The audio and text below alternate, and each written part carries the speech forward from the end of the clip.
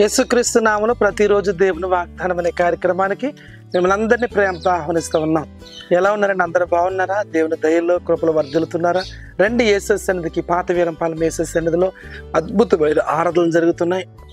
వేల మంది బాగుపడుతున్నారు, స్వస్థతలు పొందుతున్నారు, విడుదల పొందుతున్నారు. కష్టాల్లో, కన్నీటిలో, వేదన ఉన్నవారు అద్భుతాలు చూస్తున్నారు. గర్భఫలాలు దేవుడు తెరుస్తున్నాడు. అనేకమైన సాక్ష్యాలు మేము వింటూ ఉన్నాం. మిమ్మల్ని ఆహ్వానిస్తున్నాం. ప్రతి ఆదివారం ఉదయం 9:30కి వీరంపాలెం యేసు సన్నిధిలో ఆరాధనలు జరుగుతున్నాయి. మిమ్మల్ని ప్రేమతో ఆహ్వానిస్తున్నాను. ఈ వాగ్దానాల ద్వారా ఆయా దేశాల్లో ఎక్కడెక్కడ ఉన్న తెలుగు ప్రజలు దీవించబడుతున్నారు. మీరు కూడా అనేక మందికి షేర్ చేయండి. వారు, మీరు, మీ కుటుంబాలన్నీ కూడా దీవించబడతాయి. ఈరోజు కూడా అద్భుతమైన వాగ్దానం ప్రవహిస్తున్నారు. రండి వాగ్దానం చదువుకుందాం. కీర్తన గ్రంథము 32వ కీర్తన 8వ వచనం. మీ మీద దృష్టి ఉంచి నీకు ఆలోచన చెప్పేదను. హల్లెలూయా. దేవుడు అద్భుతమైన వాగ్దానం ఈరోజు మనందరితో మాట్లాడుతున్నాడు. మీ మీద దృష్టి పెట్టి నేను మీకు ఆలోచన చెప్పబోతున్నాను.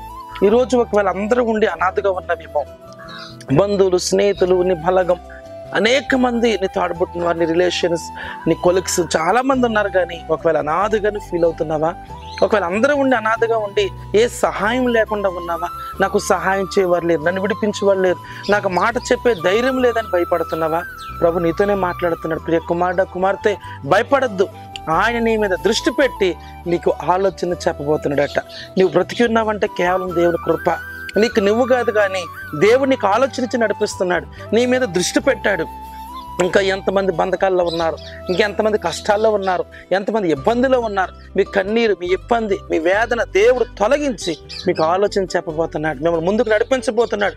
ఇక మీదట ఏ ఆలోచనతో మీరు ఉన్నారు, దేవుడు మీ జీవితంలో ఆలోచన ఇచ్చి మిమ్మల్ని బలపరచాలని, మిమ్మల్ని స్థిరపరచాలని, ఘనమైన కార్యాలు మీ పక్షాన జరిగించాలని కోరుతున్నాడు. ఎంతమంది ఈ మాట వింటున్నారో చాలా ఆసక్తిగా ఎక్కడెక్కడో ఉండి వాగ్దానం వింటున్నారు కదా. మీ మీద దృష్టి పెట్టబోతున్నాడు అంటే హల్లెలూయా.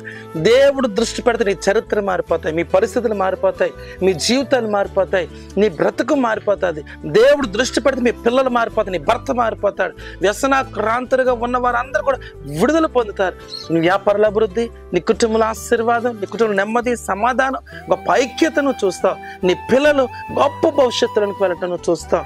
దేవుడు ఈరోజు మీకు ఇస్తున్న వాగ్దానం, నేను మీ మీద దృష్టి పెట్టి మీకు ఆలోచన చెప్పబోతున్నాను. ఈ రోజు నుంచి దేవుడే నీ మీద దృష్టి పెట్టబోతున్నాడు. దేవుడు నీ మీద దృష్టి పెట్టి గొప్ప ఆలోచన ఇవ్వబోతున్నాడు. ఉన్నతమైన స్థితిలోనికి, ఘనమైన కార్యాలలోనికి దేవాతి దేవుని మిమ్మల్ని నడిపించబోతున్నాడు. గనక భయపడక ధైర్యంగా ఉండండి. ప్రభు నాతో మాట్లాడాడు, అవును నీతోనే మాట్లాడుతున్నాడు. ఈరోజు ఆయన దృష్టి పెట్టి నీకు ఆలోచన చెప్పబోతున్నాడు. ప్రార్థన చేసుకుందాం. ప్రభు నీకు స్తోత్రం. ఎంతమంది వాగ్దాన్ని విన్నారు? నేను వారి మీద దృష్టి ఉంచి వారికి ఆలోచన చెప్తానన్న ప్రభా. అమ్ముడు తండ్రి, మీరే వారికి ఆలోచన ఇవ్వండి ప్రభా. నీ కృపను దైత్యం అడుగుచున్నాను. బలహీనతలో, అనారోగ్యాలతో ఉన్నవారు యేసు నామములో విడుదల పొందాలి. ఏం చెయ్యాలో అర్థం అవ్వని పరిస్థితుల్లో చాలా మంది కనబడుతున్నారు. ఎటు తొయ్యని పరిస్థితులు కనబడుతున్నారు. ఏంటి మా జీవితం అనే ఒక ప్రశ్న కనబడుతుంది. భయపడద్దు కుమారుడు, కుమార్తె. నీ వ్యాపారం కొరకు, నీ పిల్లల కొరకు, నీ ఆరోగ్యం కొరకు భయపడద్దు. దేవుడు మీ మీద దృష్టి పెట్టి మీకు ఆలోచన ఇవ్వబోతున్నాడంట.